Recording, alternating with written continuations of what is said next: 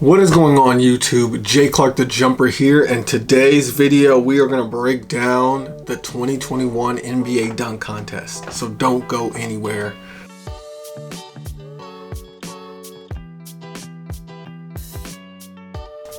Alright, if you're new to the channel, my name is Jonathan Clark. I am a professional dunker, competed in hundreds of dunk contests, and we're just going to get straight into the video and break down my thoughts on the contest, what was good, what can be improved, and just get into a dunk contest so you guys can get a real perspective of everything that went on. Actually, before we get started, make sure you guys like and subscribe to the channel. Once this channel gets 50,000 subscribers, I'm giving away a free vertical league program, and hopefully we can kind of get everybody to achieve all of their dunking goals, and hey, maybe you end up in a dunk contest one day.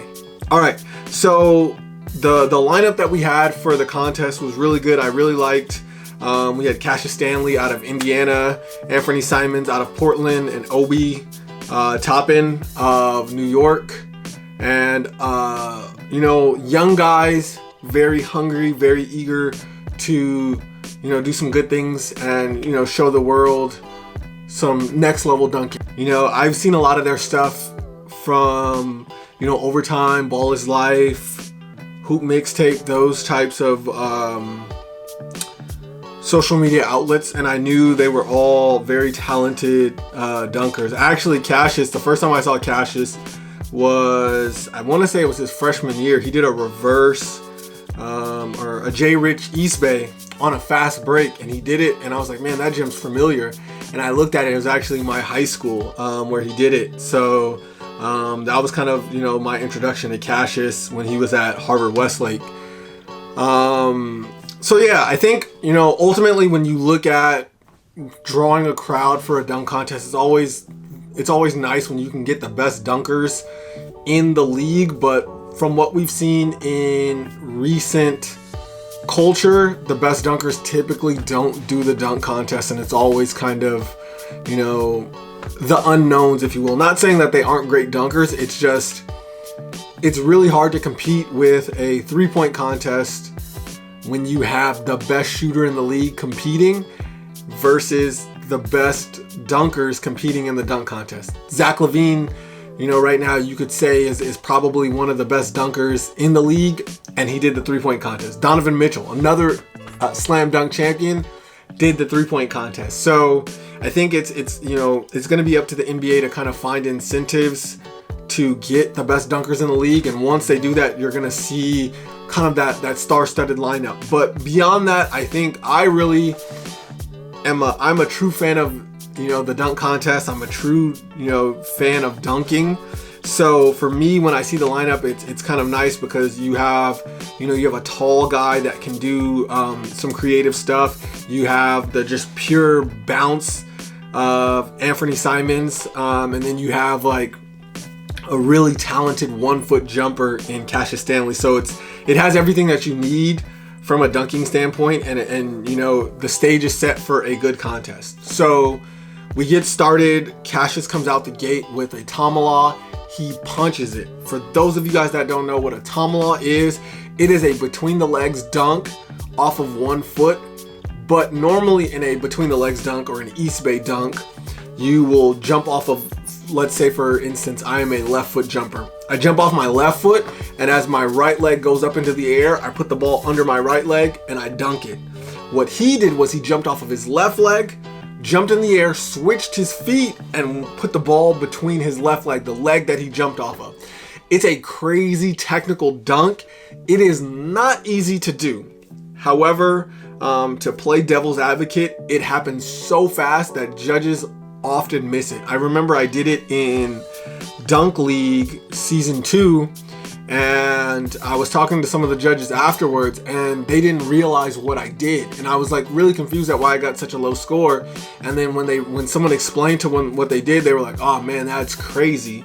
But that kind of goes into the factor of a dunk contest. So I think he really definitely, Cassius really got robbed on his score, but it kind of goes back when you look at it from a very analytical dunker standpoint, you need to find a way to dress it up to make sure that the judges understand what the technical aspects of that dunk are. So maybe, you know, afterwards you really got to kind of play to the motion of the movement so the judges really realize what you're doing.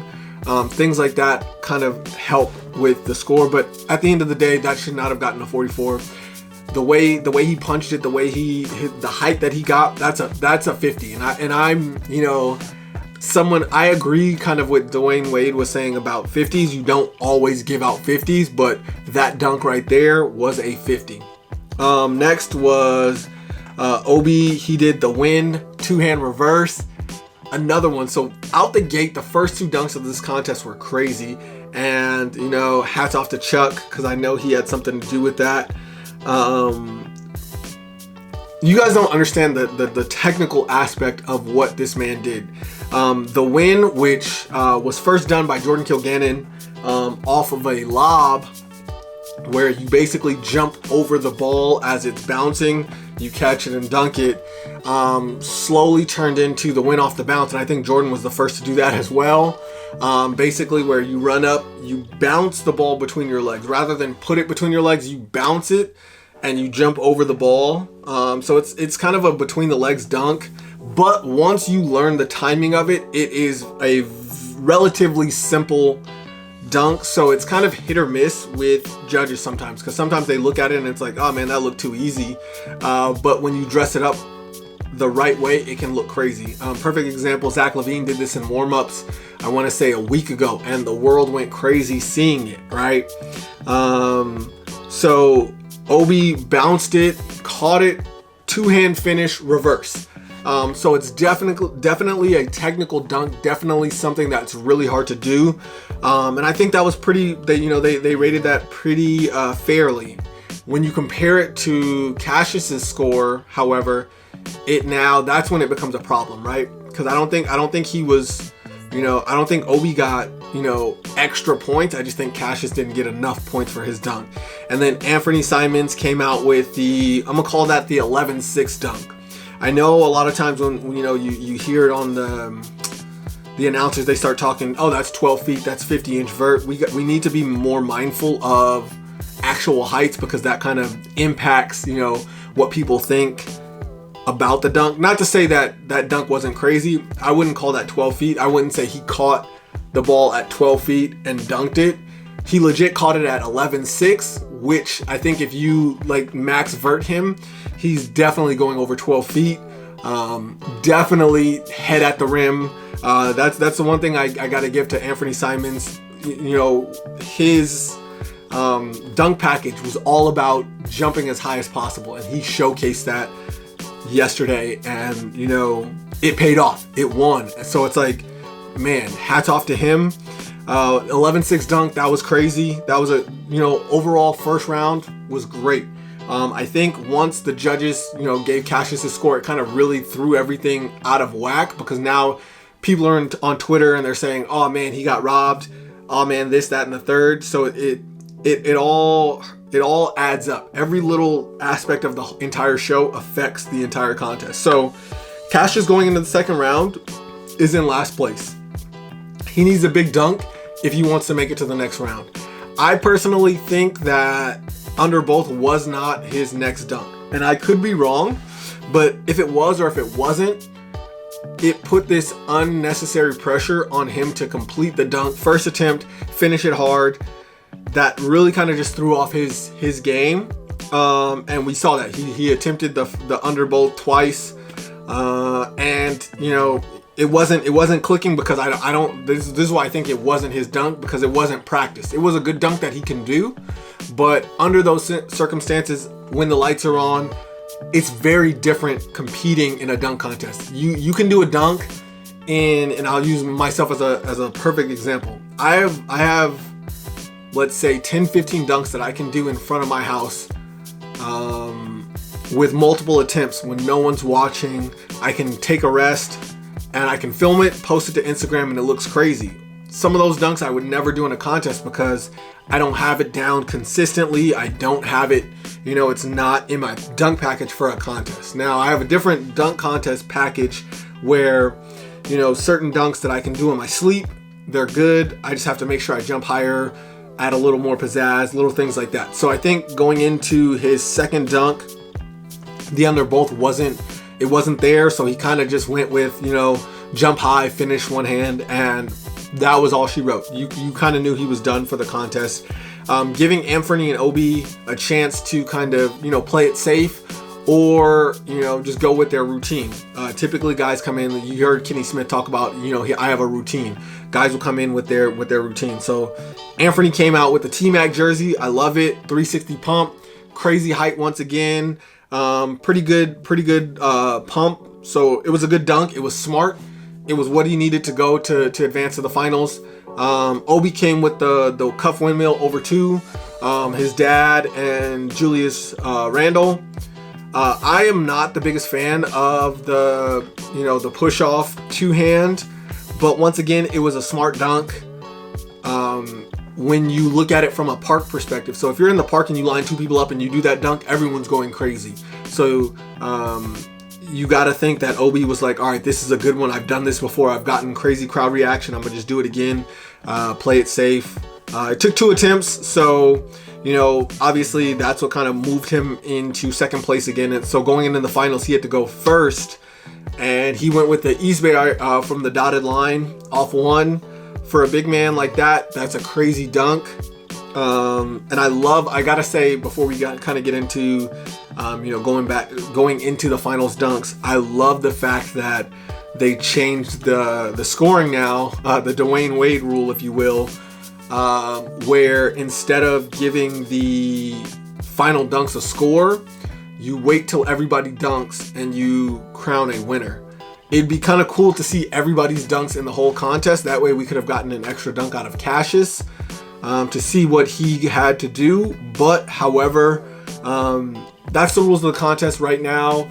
Rather than critique the contest itself, let's you know, focus on what the contest is, and let's you know, try to win at all costs first, and then, you know, today being that it's after the contest, we can change the rules. But yesterday when the contest was happening, these were the rules. Everybody knew the rules. Everybody knew what was up. You got to compete. So Obi came with the dotted line East Bay, and Anthony came with a crazy concept. Once again, like I said, his whole goal was to show you bounce. He went with the kiss the rim dunk. Now, it's funny, I actually tweeted this out earlier this morning. When Vince Carter did his iconic reverse 360 windmill, they were tracking vertical, and his vertical was recorded at 36 inches.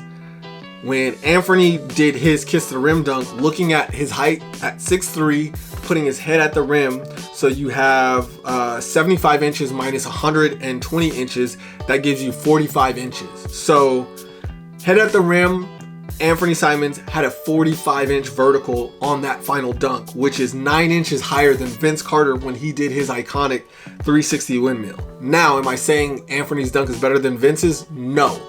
I'm just pointing out the goal of his dunk was to show you his vertical, whereas Vince jumped high, had creativity with something that the crowd has never seen, you know, skill with the 360 going against the grain, and power. Like, you can't deny that is arguably one of the best dunks in a dunk contest, because it had all the elements. Anthony chose to focus on one element and exceed you know, everyone's expectations with that. So it was a smart final dunk. It was a great way to end the contest. Overall, this was a good contest. I think the problem with the dunk contest is everybody wants to take the current contest and compare it to contest of past. Not every contest is going to be the world's best contest. It doesn't, you know, and that's kind of the problem with the sport of dunking.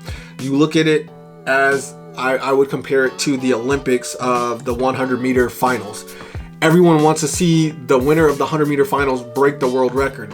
And for life, you're not only competing with the 8 guys that are lined up against you, you're running against Usain Bolt's world record time. So you can win the Olympic finals and win gold and run 9.70, which is crazy fast. But the casual fan will always look at that and be like, oh, he didn't run as fast as Usain Bolt. This Olympics wasn't as good. And we see that a lot of times with the dunk contest. Ever since 2000, everyone's compared the dunk champion to Vince Carter's performance. And as of late, everyone's comparing dunk contest performances to Zach LaVine and Aaron Gordon contests where they went back and forth. I think we need to kind of appreciate the talent and skills that these guys have, because going back to just an idea that you know, when I talk about this, even in my reaction, I need to understand, and the fans need to understand, these are professional basketball players. These are guys that their profession day in, day out is to play basketball. Dunking is a part of basketball, but it is just a part of basketball. Whereas a dunker looking at a dunk contest, dunking is all they do. So when I go outside today and I start lifting, I'm lifting in one goal in mind, to jump higher for dunking. When Cassius goes to the gym today to work out, he's working on lateral quickness to play defense. He's working on upper body strength for boxing out and, you know, being able to get through picks. He has to think about other things besides how high can I jump or what strength do I need to execute a certain dunk. So once again, hats off to these guys for having an amazing performance. I really appreciate, you know, considering COVID, considering everything that's going on, they killed it. Could it have been better? Always. You can always look back at something and improve it. I was saying with Obi's final dunk, had he had a prop, that would have made that dunk so much better, because when you look at, you know, let's say Agi, when he does a regular East Bay, he jumps really high and punches it. The only difference when he does a dunk contest is he puts a prop under it to showcase that he can jump really high. So I think when you're using props and things like that, it's to kind of enhance the skill of the dunk, to make you guys realize how impressive that dunk was. Obi could have taken the Kia and done the same exact dunk that Blake Griffin did to win the dunk contest, and did the same exact dunk he did the East Bay, and it would have looked identical. It wouldn't have changed the dunk at all. All it would have done is throw a prop in there, and it would have made the judges realize, man, that man jumped over a car. He did it between the legs over the car. That's kind of how you have to play into that. I think Anthony, for what it's worth, killed it, deserved the win, did what he needed to do. I understand Cassius did get robbed, but I really hope that he does not give up. He comes back and you know, shows the world his amazing ability, because this is just the beginning for him. I know he has an arsenal of dunks that, had he gotten into the finals, it would have been a different story. But one thing that people need to understand about contests are subjective, meaning it's based off of opinion, and the opinion that dominates is the opinion of the judges. So one thing that you have to do in a contest is you really need to look at the judges and look at their style. So, you know, I'm looking at the contest, D Brown, you know, you play to that. If you hide your face on one of the dunks, that's gonna get you big points, because now you're playing to what made a dunk contest famous. One of those judges is there. Josh Smith is a crazy 1-footer. He jumped over one of his teammates. You know, you throw a teammate in there, 1 foot type finish, that looks really good. Cassius and Obi could have done those. Dominique likes power. If you guys can't tell, like Dominique, when he was in contest, he tried to break the rim. So any dunk that you do where you finish really hard, Dominique's gonna give you more points if you dunk hard. So I think when you're looking at a contest and you're putting all that together, you gotta kind of be aware of what's going on with the judges and what they want to see. But like I said, these guys are NBA players, and they don't sit there and think about the judges. They're not sitting there thinking about breaking that stuff down. I think that's why Chuck is there and kind of helps them and gives them kind of advice to kind of go through the contest. I would love to see, you know, if the NBA would let professional dunkers come in and help as well with, you know, different players and kind of do something like that. That would be, I think that's where our place is for the contest. To say that we need to be in the contest, no. I've said that before, and I continue to say that. We are professional dunkers for a reason. They're NBA players for a reason. The NBA dunk contest, that is their thing. Let them have their thing. Understand that. Be a fan of it. And let's not critique it, because when we critique it, we're putting it down, and that puts dunking down. So at the end of the day, we want to grow dunking as much as we can. So you really got to give these guys, you know, their credits, because at the end of the day, these guys I would say, are more talented than 90% of professional dunkers in terms of how high they jump, their ability to do technical tricks, and their willingness to get out there and compete. So hats off to them, and understanding they did it on a big stage when they get 1 or 2 attempts and the world is watching. As a dunker, we don't have that all the time, so we need to understand and appreciate that. So Cassius, Anthony, Obi, hats off to you guys. Congrats, Anthony, on the win. And that's all I have to say about the dunk contest. I think it was a really good one. I really do think there are some tweaks that can be made, but for the most part, it's a good contest. I know once COVID is done and next year they have a little bit more time to plan, you're gonna have more dunkers, and I would love to see that D-Wade rule again. And yeah, that's all I have. Thank you. If you guys liked the video, if you guys have any comments, concerns, drop your comments below. Like I said, once this channel gets 50,000 subscribers, I'm giving away a free vertical leap program. So make sure you guys sub to the channel. Check out the Do the Impossible merch. I truly believe you can do anything you set your mind to. Nothing is impossible. That's all I have for you guys. Take care.